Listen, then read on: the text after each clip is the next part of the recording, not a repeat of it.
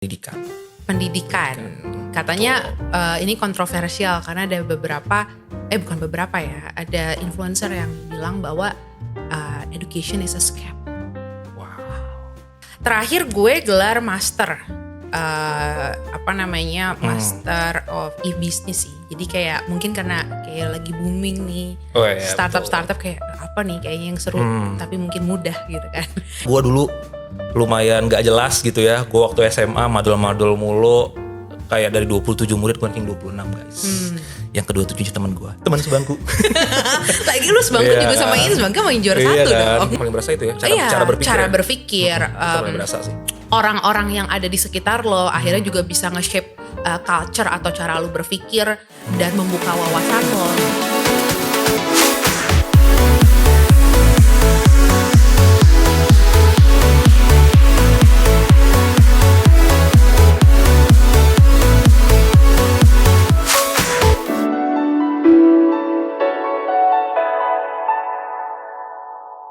Hai guys, welcome back to Dear Makari Podcast bersama saya Syanik. Dan dengan gue Ikra. Dan hari ini kita nge-host Dear Makari Podcast lagi nih, Kro. Kayaknya kita nge-host udah yang kedua kali ya. Ya kayaknya udah terlalu seringnya kita dimintain ya. Enggak sih, padahal baru 2 kali. Oke, hari ini kita mau bahas apa? Hari ini kita bakal ngebahas satu topik yang cukup sensitif baru-baru ini. Oke. Gitu ya, kita akan ngebahas tentang pendidikan. Pendidikan. Katanya ini kontroversial karena ada ada influencer yang bilang bahwa education is a scam. Wow. Jadi kita akan coba bahas dari berdasarkan pengalaman kita mengenai seberapa penting mungkin ya pendidikan. Betul. Terus beberapa point of view yang mungkin coba kita bakal obrolin gitu ya. Dan mungkin disclaimer kali ya bahwa ini tuh semuanya point of view kita gitu. Jadi mungkin ada yang salah atau yang gak sesuai sama teman-teman, tolong dimaafkan. Betul. Jadi tiba-tiba kita viral lagi kan gak lucu gitu. Iya. Gitu ya teman-teman ya. Oke. Kenapa waktu itu sempat di-mention bahwa education itu scam?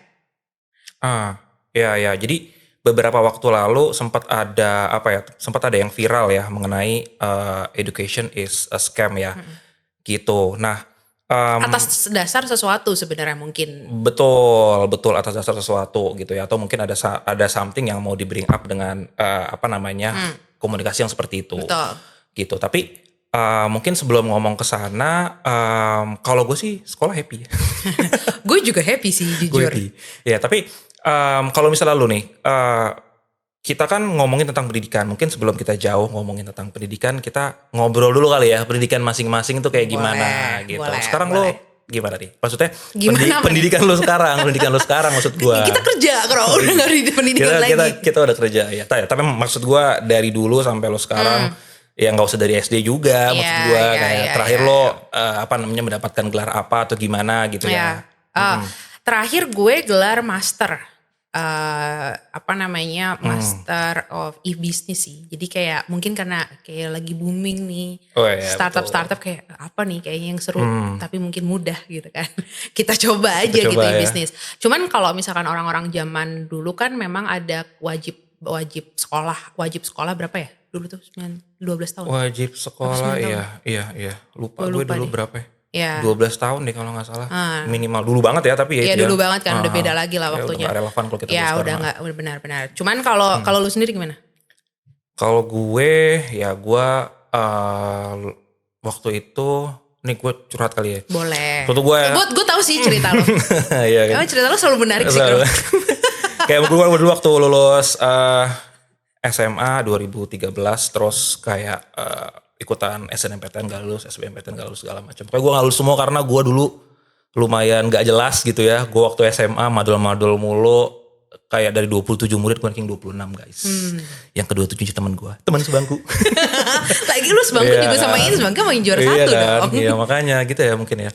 Terus akhirnya 1 tahun itu gue rada luntang-lantung tuh karena mau coba fight untuk sekolah di yang kuliah di universitas swasta. Tapi mungkin ada keterbatasan segala macam, akhirnya gue nunggu sampai 1 tahun waktu itu. Tapi sebenarnya pasti karena idealisme lu juga dong. Ada sih, gengsinya. Biasanya ada gitu ya. Ya masing-masing ada inilah, dan gak salah juga gitu. Maksudnya masing-masing ada yang emang betul pilihan. Ada yang fight untuk gue pengen masuk satu PTN nih. Ada yang pengen ya udahlah gue nggak apa-apa gitu untuk masuk ke swasta. Nggak ada yang salah menurut gue. Ketika gue udah kerja, gue juga menyadari itu gitu. Maksudnya nggak ada yang salah juga gitu kan. Lo masuk mana aja sama aja menurut gue. Pendidikan konvensional ya gitu sih. Kurang lebih cerita gue ya. Sebenarnya gini, banyak kadang kalau kayak pendidikan itu juga misalnya untuk masuk ke universitas atau apa, kadang kan kita punya idealismenya sendiri kayak gue mau masuk negeri. Kalau di Indonesia, kita ngomongin di Indonesia kayak gue mau masuk negeri, top schools dan segala macam. Tapi memang mungkin ada faktor lucknya juga. Mungkin waktu itu saat itu lu tidak beruntung di tahun pertama, tapi tahun selanjutnya akhirnya lu bisa masuk ke PTN yang lu mau gitu kan. Betul. PTN lah yang nyebutnya gue. Pasti sih, faktor luck pasti sih. Cuman kan dengan tingginya usaha lo, faktor luck biasanya ngikutin tuh. Betul. Kalau lo usaha lo tinggi, biasanya lo akan otomatis lo punya luck yang tinggi. Maksudnya jarang lah orang yang lucky enough untuk terus-terusan gitu misalkan ya. Mungkin sekali 2 kali ada gitu. Cuman tetap yang penting usaha ya teman-teman ya. Ya yang namanya PTN gitu. Mungkin kayak tingkat persaingan tinggi. Betul. Dan segala macam pasti kayak ada certain efforts yang harus dilakukan gitu kan. Benar, tapi gini, maksud gue kalau misalnya kita ngomongin pendidikan as a whole gitu ya. Kalau menurut gue definisi pendidikan itu macam-macam banget gitu. Jadi nggak bisa serta-merta bilang bahwa orang yang berpendidikan adalah orang yang S1 gitu misalkan ya, atau orang yang sarjana gitu ya. Mengemban pendidikan setelah jenjang sekolah menengah atas gitu kan. Betul. Tapi by default atau definisi kita secara majority gitu ya teman-teman ya. Mungkin correct me if I'm wrong juga, kalau misalnya ada punya definisi lain bisa taruh di kolom komentar. Sekarang tuh orang yang quote unquote berpendidikan adalah orang yang memiliki jenjang sarjana gitu ya. Atau perguruan tinggi. Perguruan tinggi lah gitu ya. Nah itu sih definisi berpendidikan yang sekarang gitu kan. Betul. Biar kita bisa lebih ngerucut nih nanti ngebahasnya. Apakah ketika kita ngomong orang itu berpendidikan tuh ketika apa sih? Ketika gitu apa? Ya? Itu kan sebenarnya harus ditegasin juga gitu kan. Karena kalau misalkan by definisi misalkan kayak tolak ukur suatu negara maju atau enggak kan dari tingkat wealthiness-nya gitu ya. Bisa membaca segala macam gitu kan dari sana. Cuman kalau dari sisi masyarakat kita yang sekarang berpendidikan tuh kayak gitu. Iya, betul. Dan itu mungkin dari dulu sampai sekarang masih belum berubah ya. Maksudnya ketika bahkan kalau orang zaman dulu mereka pendidikan itu jadi salah satu gerbang mereka untuk merubah hidup gitu kan. Kayak mungkin yang tadinya orang tuanya nggak ada yang sekolah, terus kayak salah satu family membersnya sekolah, jadi bisa berpendidikan dan lain-lain gitu. Nah ketika tadi kita balik lagi ya Kro, kita ngomongin tadi ada yang ngomong bahwa education is a scam. Sebenarnya mungkin atas dasar ada beberapa cerita orang atau biografi orang yang menceritakan bahwa orang-orang sukses itu nggak harus lulus kuliah. Kita ngomonginnya lulus ya kan. Misalkan contoh mungkin kita ngomongin Bill Gates, Mark Zuckerberg, Steve Jobs. Mereka semua mungkin drop out dari universitinya mereka masing-masing gitu kan. Cuman mereka bisa jadi orang terkaya di dunia. Gitu. Kontroversi dong pasti kayak bener sebenarnya butuh apa enggak sih gitu kan. Mungkin sebelum masuk ke pendapat kita masing-masing terkait dengan pendidikan itu seperti apa secara personal gitu kan. Menurut lu dulu deh, dengan kayak ada orang terkaya loh yang mereka drop out dari sekolah. Menurut lu gimana? Oke, menurut gue ya sebetulnya gue bisa bilang beberapa tahun ini gue dapat banyak banget cerita-cerita kayak lo nggak perlu kuliah. Maksudnya orang-orang dia aja bisa jadi orang terkaya dunia loh. Dia bikin Facebook. Betul. Terus dan lain-lain Microsoft gitu kan dengan kesuksesan Apple yang sekarang gitu kan dengan nggak lulus kuliah gitu atau DO gitu kan. Nah kalau menurut gue pribadi ya gitu yang kayak gitu 1 in a million gak sih? Maksud gue pendidikan itu nggak kalau lu sangkut pautin dengan sukses itu nggak bisa menurut gua. Nggak bisa secara langsung ya, bukan totally nggak bisa, tapi pendidikan itu memperbesar kemungkinan lu untuk lu bisa lebih wealthy. Betul gitu, memperbesar kemungkinan. Kenapa? Karena ya mungkin lu udah tahu jawabannya sendiri gitu. Pendidikan jadi beberapa requirements dari pekerjaan dan lain-lain gitu yang ngebuka koneksi lo dan lain-lain gitu kan. Jadi kalau menurut gue, kalau misalkan mau diglorifikasi bahwa ya lo, maksudnya logikanya tuh nggak bisa gini, nggak bisa kayak orang nggak berpendidikannya sukses, ya udah deh gue nggak berpendidikan. Logikanya tuh nggak gitu, gitu. Tapi logikanya tuh adalah orang yang nggak berpendidikan bisa sukses, tapi one in a million gitu. Iya. Statistiknya seperti apa? Iya, kalau lu bedah beda tuh gue cukup yakin gue cukup yakin gitu ya. Kenapa sampai sekarang masih ada sekolah gitu kan? That's why kenapa sampai sekarang best practice-nya adalah ya lo harus sekolah sampai jenjang karir tertentu, jenjang pendidikan tertentu gitu kan. Pasti ada reason-nya gitu kan, by data gitu kan. Semua negara menerapkan hal itu. Betul. Gitu. Nah, gue cukup yakin di situ. Jadi itu sih, jangan sampai dengan adanya folklore atau cerita tersebut gitu bikin kita ngerasa kalau ya udah deh pendidikan nggak penting, ya udah deh gue lulus SMA nggak, ya udah deh gue ikutan les-les aja misalkan, tapi nggak ikutan pendidikan secara konvensional gitu ya. Tapi kalau menurut gue, kalau kita mau tarik mundur secara timeline gitu ya, early 2000-an pendidikan konvensional ya, which is tuh kuliah gitu ya, itu masih penting banget. 90-an 2000-an tuh penting banget. Semua orang pasti kalau mau masuk pekerjaan tertentu gitu ya, pasti ngeliatnya kuliah. Beda mungkin sama bisnis ya, mungkin semua bisa dimulai. Tapi ketika lu kuliah, lu akan punya visibility lebih luas terhadap bisnis misalkan gitu kan. Yang tadi gue bilang, memperbesar kemungkinan gitu kan. Terus sekarang 2010 ke atas, 2015, 2017 udah mulai banyak sekolah-sekolah non konvensional. Lu bisa les segala macam untuk bisa memperbesar knowledge lo gitu kan, skill lo segala macam gitu ya, dengan beberapa sekolah-sekolah non konvensional, misalnya kayak les untuk jadi content creator, les untuk ngoding, les untuk ya lain-lain lah gitu, banyak banget gitu. Tapi menurut gue sekarang kita ada di masa kita tetap harus balance sih antara sekolah yang emang by default jadi terpatri gitu ya di masyarakat Indonesia, bahwa pendidikan non konvensional itu sebetulnya masih jadi tolok ukur untuk lo bisa ngapa-ngapain lah gitu, membuka jalan lagi, membuka gitu. Chances lu untuk bisa jadi orang yang lebih sukses atau wealthy gitu kan. Secara administratif iya, secara di lu-nya juga gitu. Benar. Ya, lu punya visibility lebih luas, lu punya koneksi lebih banyak.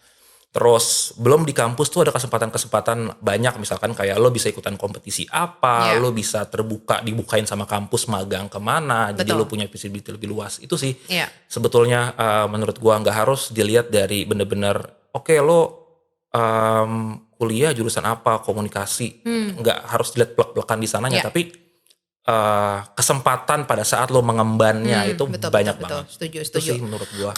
Karena gini, sebenarnya menurut gue juga ya, misalkan kita udah punya kesempatan untuk bisa bersekolah, atau orang yang udah sekolah di perguruan tinggi mungkin favorit atau top schools di Indonesia dan segala macam, tapi dia nggak memanfaatkan itu dengan baik, itu juga sebenarnya nggak bisa. Betul. Karena at the end tuh sebenarnya memang lu bisa aja sekolah di mana aja, yang satu punya quality yang bagus, satu punya quality biasa aja, satu mungkin yang kurang bagus dan segala macam, bisa aja. Tapi kalau ternyata anaknya punya potensi atau punya ketekunan yang sangat tinggi, itu bakal bisa beda juga hasilnya gitu. Jadi itu balik lagi yang tadi lu bilang, mungkin ketika di sekolah, maksudnya kayak di university kita dan segala macam, gue yakin sih kayak Bill Gates, Mark Zuckerberg dan segala macam, dia ke university gitu, dia ke top schools, apa yang dia dapetin environmentnya, dia dapat networks-nya, connection-nya. Mereka founder nggak mungkin sendiri kan. Mereka bareng sama teman-temannya yang kita nggak tahu teman-temannya itu apa background-nya dan segala macam. Jadi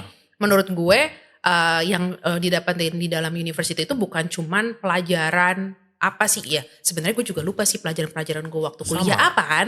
Yang buat kita kerja sekarang gitu. Tapi yang paling berasa itu ya, cara berpikir. Cara berpikir. Paling berasa sih. Orang-orang yang ada di sekitar lo akhirnya juga bisa nge-shape culture atau cara lo berpikir dan membuka wawasan lo. Yang tadi lo bilang bener, bahwa kalau misalkan kita di sekolah SMA mungkin itu di daerah kita doang gitu kan, tapi kita nggak ketemu sama diversity yang lebih luas gitu. Orang Indonesia ada siapa aja sih gitu kan, dari wilayah mana aja gitu kan. Menurut gue itu sih point of view kenapa pendidikan itu menurut kita juga cukup penting gitu kan. Iya. Pendidikan yang dibilang berpendidikan di sini ya definisinya gitu. Betul. Itu sih. Betul. Dan itu ya again bahwa kalau misalkan di mention plek-plekan logikanya adalah orang yang nggak berpendidikan aja bisa sukses gitu ya. Terus lo telan mentah-mentah itu kalau menurut gua kurang wise, kurang bijak aja kurang sih. Bijak, betul. Gitu karena one in a million lah yang bisa kayak gitu. Dan itu banyak faktor lucknya. Banyak faktor lucknya. Iya, betul. Iya, betul. Kalau nggak salah gue lupa pernah di-mention di buku mana, Psychology of Money atau mana gitu ya. Bill Gates itu bisa kayak gitu tuh karena dia berada di zaman yang pada saat itu mendukung dia untuk dia bisa jadi seperti itu. Betul. Gitu. Berarti kan environment-nya balik lagi gitu kan. Ada privilege yang emang cuman ada di zaman itu dan di kondisi dia pada saat itu. Benar. Gitu sih menurut gue. Benar setuju. Nah, cuman memang kalau misalkan kita ngomongin banyak yang bilang juga mungkin kayak ada beberapa yang berkomentar bahwa adanya rendahnya mutu pendidikan di Indonesia. Nah, ini ada artikel nih yang memang membahas itu juga. Jadi contoh-contohnya mungkin ini kalau kita ngomongin jenjang-jenjang pendidikan secara luas ya, itu dari SD, SMP, SMA, ada beberapa memang faktor yang menyebabkan mutu pendidikan di Indonesia itu mungkin masih belum sebaik itu, tapi bukan berarti nggak bagus. Balik lagi karena itu berdasarkan orangnya dan segala macam gitu ya. Masih banyak lah faktor-faktor lain gitu ya. Jadi kayak mungkin ada sarana fisik yang kurang memadai, misalkan sekolah yang mungkin fasilitasnya kurang baik. Terus rendahnya kualitas dan kesejahteraan guru. Mungkin itu juga, karena guru itu juga jadi komponen penting ya untuk mendukung pendidikan yang baik gitu. Penting banget sih menurut gua. Penting banget. Terus pemerataan pendidikan yang masih kurang. Mungkin kalau di daerah-daerah juga masih ada kurangnya fasilitas dan juga knowledge gitu ya. Lalu juga ada rendahnya relevansi pendidikan dengan kebutuhan. Nah, dengan kebutuhan. Kalau misalkan kita ngomongin dengan kebutuhan, kalau kita ngomongin pendidikan formal yang konvensional yang lu bilang, mungkin itu juga cuman punya sampai silabusnya A gitu kan. Iya, ada pakemnya secara yang diterapin secara inilah. Iya. Secara general. Iya, tapi belum tentu itu relevan dengan kondisi saat belum ini. Belum tentu. Tapi itu adalah best practice yang bisa kita terapin sekarang. Based on apa yang udah jadi pengalaman sebelum-sebelumnya. Benar, gitu kan, benar. Nah, that's why menurut gue kalau kita ngomongin pendidikan, emang lu nggak boleh stop ketika lu berhenti, lu selesai sarjana nih. Iya, nggak bisa sih. Lu nggak bisa stop. Setuju sih gue. Belajar gitu. Karena ya makanya kenapa ada non konvensional sekarang. Banyak courses yang memang itu bisa mendukung proses belajar dan tingkat curiosity lo yang lain gitu. Iya, banyak loh sekarang. Bahkan ada, maksudnya kan beberapa sekolah yang bahkan dia klaim kalau misalkan ikutan ini bisa masuk ke masuk ke startup atau apa gitu kan. Betul. Tapi bagus sih menurut gue, justru maksudnya bisa bikin balance antara pendidikan konvensional dan non konvensional gitu, dan ngebuka kesempatan juga buat orang-orang mungkin yang nggak bisa dapat pendidikan konvensional untuk bisa ikutan yang non konvensional. Benar. Tapi balik lagi, ketika lu memang memutuskan untuk gue non konvensional lagi deh, gue nggak mau formal. Menurut gue itu akan sangat challenging karena lu butuh curiosity yang sangat tinggi. Betul. Lu harus bener-bener tahu jago, apa yang mau lu pelajarin ya kan? Harus bener-bener jago, tahu apa yang lu mau pelajarin, tahu market gimana yang dibutuhkan saat ini. Tahu market yang dibutuhkan kayak gimana. Itu sih yang jadi challenge, karena again kalau secara timeline, kalau menurut gue ya dari yang gue lihat gitu ya, timeline pendidikan kita tuh kita masih belum bisa lepas dari pendidikan konvensional untuk jadi basis secara administratif deh, paling enggak. Administratif betul. Layer pertama paling easy atau paling gampang lo untuk para recruiters gitu ya, untuk sampai bisa lihat. CV aja. Iya. Yang pertama lagi dilihat kan? apa? Yang dilihat kan ya udah pendidikan lo apa nih gitu kan. IP-nya berapa? Ya, gitu ada beberapa company yang bisa mempertimbangkan courses gitu. Kayak yang tadi pendidikan non konvensional bisa dipertimbangin gitu ya. Tapi ada juga yang enggak gitu. Tapi kalau kita mau lihat proporsinya, gue cukup yakin masih, mungkin kalau dari 100% gitu ya, gue masih cukup yakin nggak sampai lebih dari 10% sih. Statistiknya pasti jauh sih, gue yakin. Startup juga mungkin banyak gitu ya, tapi conventional company gue rasa masih belum gitu sih. Jadi kalau secara timeline sih kita masih tetap butuh di kondisi yang sekarang. Konvensional mungkin bisa dibalance bareng sama non konvensional biar secara skill bisa lebih oke. Tapi kalau misalnya sekarang justru lebih oke-nya adalah kalau misalnya emang lo nggak punya akses ke yang konvensional tapi punya akses ke yang non konvensional, lo bisa coba. Betul. Gitu. Gak kayak dulu mungkin kan gak ada akses sama sekali. Sama sekali gitu ya. Tapi tadi gue pengen bring up kayak poin lu yang terkait dengan balance gitu ya. How you balance kayak konvensional atau pendidikan formal dan informal gitu kan. Nah menurut lo itu tuh apa artinya gitu? Artinya kayak in which way lu harus balance gitu. Iya mungkin yang gue maksud kayak gini kali ya. Apa namanya? Kalau misalkan boleh kasih contoh. Misalkan kayak lo masuk ke universitas, ketika kita masuk kan kita disuruh menentukan kan mau masuk jurusan mana lo gitu kan. Iya benar. Ya kayak misalkan adalah sosiologi, administrasi negara gitu kan, istilah-istilah yang mungkin kalau gue di SMA. Mau jadi apa saya masih gak tahu gitu. Iya, gue masuk administrasi negara nanti gue jadi apa ya gitu. Gue masuk apa namanya kriminologi gue jadi apa ya, gue masuk hukum nanti gue jadi apa ya gitu. Kebanyakan kalau boleh tahu jurusan lo apa? Dan lu sekarang jadi apa, Kro? Iya nih. Biar orang kebayang gitu. Gue dulu tuh di kriminologi. Cuman sekarang gue jadi community manager gitu kan. Iya kan. Jauh banget gitu ya secara apa yang gue pelajarin di kampus sama sekarang gue apa yang lu geluti ya? Apa yang gue geluti gitu. Apa yang gue seriusin di karir gitu kan. Rada jauh karena kalau menurut gue nyari jati diri itu kan sebetulnya masih panjang kan perjalanannya. Kita nggak bisa plek-plekan di start ketika oh ya udah. Kalau gue di komunikasi ya gue harus kerjanya di let's say ya udah lo harus kerja di bidang komunikasi, broadcasting atau segala macam gitu. Sampai situ aja lingkupnya enggak gitu. Punya juga kok kesempatan buat siapa tuh lo bisa ngoding, bisa segala macam. Ternyata tengah-tengah gue kuliah, gue kayak orang yang ngoding banget. Misalkan lo main game terus ternyata lo jadi kayak tertarik ke coding. Gamers abis deh gue kayaknya gitu kan. Gue gamers abis deh ya kan. Siapa tahu gitu kan. Dan gue yakin ini cukup relate sih.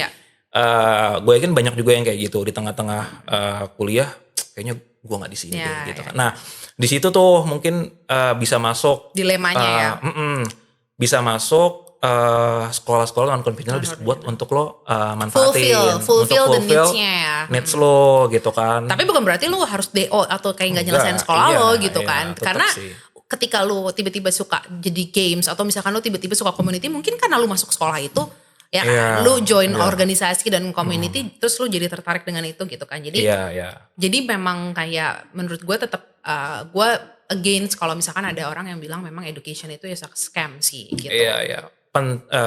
Education itu penting menurut gue untuk memperbesar kemungkinan ya. Sekali lagi memperbesar kemungkinan untuk lo bisa jadi apa yang lo mau, cita-cita lo di mana gitu. Tapi gue pengen ini sih mungkin komentar tentang kayak pendidikan di Indonesia gitu ya.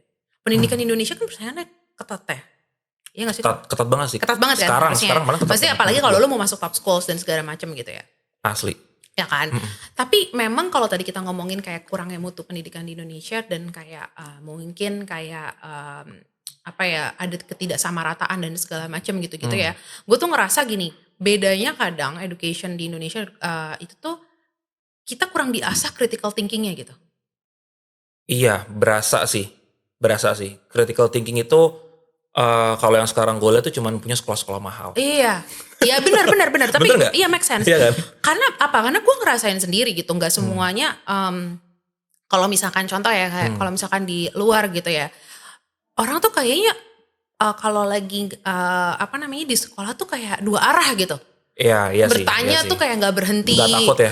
Nggak takut kalau misalkan gue tahu dulu gue ya kayak misalkan gue kayak malesan nanya ngapain gitu kayak walaupun dipancing poin apa tuh nggak kayak culture-nya tuh nggak dibuild dari awal gitu ketika kita masa sekolah mungkin waktu masih SD itu tuh kayak kurang ada open questions untuk kayak students tuh bisa menyuarakan opininya dia. Tapi itu zaman kita ya gue nggak tahu ya kalau pendidikan kecil zaman sekarang bahkan waktu itu di sempat di zaman gue kalau misalkan gue terlalu banyak nanya gitu ya, terlalu banyak omong dimarahin gitu ya? Enggak, peer lo tuh nganggap lo kayak lambi banget cuy. Oh iya bisa gitu. Berasa kan? Benar padahal kayak itu harusnya di required gitu. Harusnya oke aja. Iya benar harusnya nggak apa-apa gitu dan harusnya it's okay to be critical karena menurut gue poin-poin kayak critical, kayak public speaking dan segala macam itu yang bakal memang skills itu yang harusnya bakal kepake pada saat lu di dunia kerja gitu. Kepake sih, itu kepake kan? banget. Akan sangat kepake di sana gitu. Makanya ketika menurut gue juga teman-teman di luar sana ketika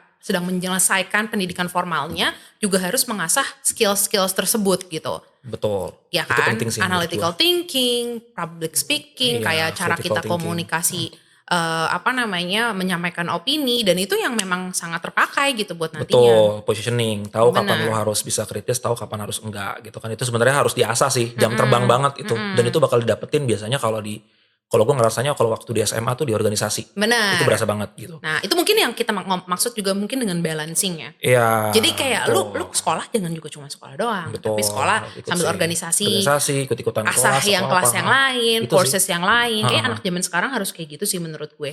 Betul.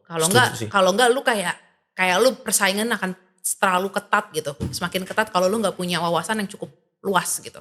Setuju. Karena sekarang banyak banget tempat kuliah udah makin banyak, terus yang lulus juga udah makin banyak. Benar. Pendidikan udah mulai merata gitu ya. Kita kalau ngomongin pendidikan mungkin masih banyak kurangnya, tapi kita lagi in progress untuk bisa sampai ke pendidikan yang lebih baik gitu, dan itu butuh waktu kan, sentralisasi pendidikan yang lebih oke segala macam. Gue yakin nanti mungkin 5 tahun 10 tahun lagi mungkin bisa lebih oke sih. Betul. Pasti.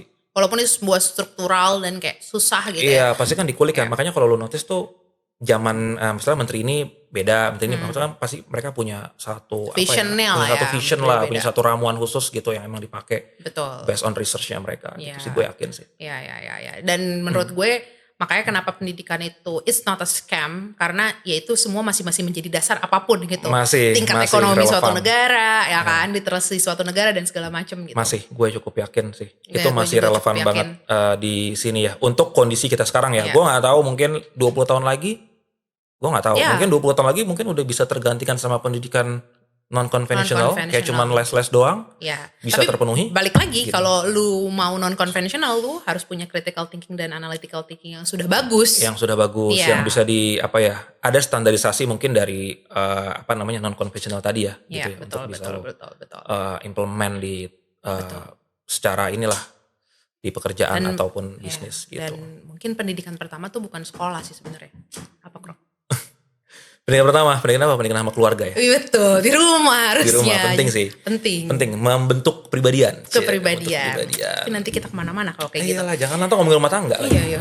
Nanti balikin lagi ngomongin ini lagi romance office lagi. Tapi berarti kesimpulannya bahwa kita sepakat ya bahwa pendidikan itu It's not a scam. Masih penting, masih relevan di zaman sekarang. Zaman sekarang ya, sekali lagi gitu ya. Kalau secara timeline itu sih. Jadi nggak ada, menurut gue judgement itu bukan kayak itu tuh terlalu ekstrim gitu. Terlalu ekstrim. Iya, tapi kalau misalkan kita ngomongin education is just not bukan cuman pendidikan formal, that's true. Iya kan? Gue setuju. Iya kan? Kalau itu enggak, itu benar gitu, bahwa sekarang udah terlalu banyak support system atau referensi lain yang bisa lo coba. Dan gue cukup setuju juga bahwa sekarang banyak juga, semakin banyak compare ke yang dulu ya. Semakin banyak orang yang gak punya akses pendidikan, tapi dia bisa sukses. Makin banyak. Gue setuju. Kenapa? Karena di situ juga kan ngimbangin gitu ya. Zaman juga kan makin maju. Makin ada potensial lo untuk bisa cari duit dari konten. Betul. Itu bisa, misalkan gitu kan. Tapi kalau lo compare ke semuanya gitu ya, warga negara Indonesia gitu ya.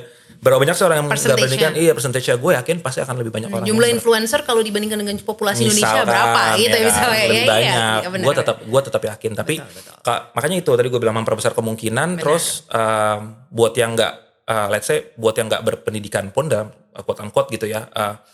Nggak berarti mereka nggak bisa sukses juga gitu, tetap bisa gitu. Apalagi di zaman sekarang yang punya kesempatan untuk bisa ngapa-ngapain.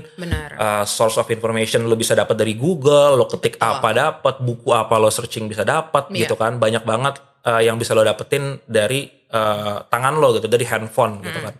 Itu banyak banget sih menurut gue. Oke lah kalau kayak gitu, cukup panjang insightful. Semoga insightful ya. Ya, tapi again ya, ini balik lagi ini udah cuma dari perspektif kita seorang, belum tentu benar. Iya, betul. Dan ini pengalaman pribadi. Ya kan? Sebagai pekerja. Dan point of view pribadi. Betul. Jadi kalau misalkan emang ternyata mungkin teman-teman ada yang nggak setuju atau kayak atau punya point of view lain, boleh gitu, komen loh. Boleh komen. Iya, mungkin itu jadi kayak pembahasan kita berikutnya. Betul. Karena diskusi yang sehat adalah ketika ada yang bisa mengkritik diskusi tersebut untuk jadi salah satu pemikiran baru gitu kan. Betul. Jadi boleh komen di bawah kalau misalkan teman-teman punya point of view lain. Baiklah kalau begitu. Jadi semoga podcastnya insightful dan mungkin berguna buat teman-teman dan mungkin bisa menjadi motivasi atau inspirasi ya. Kita nggak tahu lah ya, Ya, tapi semoga itu jadi amal jariah kita. Tapi tetap gue fight bahwa pendidikan konvensional di zaman sekarang masih relevan. Oke, kalau gitu jangan lupa share podcast kita ke Instagram story kalian. Ya. Kalian juga bisa tag kita di @mekarikom.